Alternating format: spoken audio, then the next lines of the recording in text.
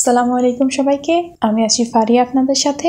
আজকে এসেছি আপনাদেরকে শেখাতে সেল মেমব্রেন সম্পর্কে। তাহলে the definition of this cell membrane is called the limiting membrane that involves the cell is called cell membrane or plasma membrane. তাহলে কোষ ঝিল্লি অথবা প্লাজমা মেমব্রেন হলো একটি সীমিত ঝিল্লি যা কোষকে আবৃত করে রাখে। It forms a selectively permeable boundary of the cell. তাহলে এটি কোষের জন্য এক বেছে বেছে ভেদযোগ্য সীমানা তৈরি করে। Moving to structure of the cell membrane. The plasma membrane consists of two layers of phospholipids containing cholesterol and proteins, integral and peripheral, and some carbohydrates externally. Plasma membrane ফসফোলিপিডের দুটি স্তর দ্বারা গঠিত যা কোলেস্টেরল, প্রোটিনের অখণ্ড এবং সীমান্তবর্তী এবং কিছু কার্বোহাইড্রেটস বাহ্যিকভাবে বহন করে। Moving to fluid mosaic model of the membrane structure.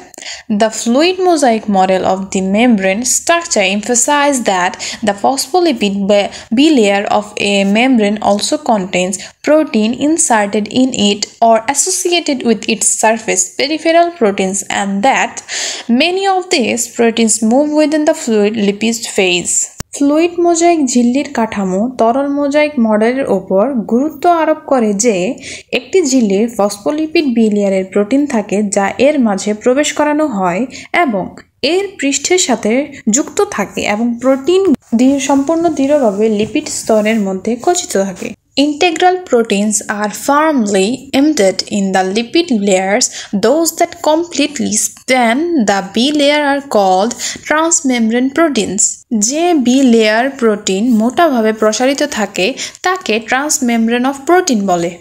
Hydrophobic amino acid of these proteins interact with the hydrophobic fatty acid portion of the membrane lipids.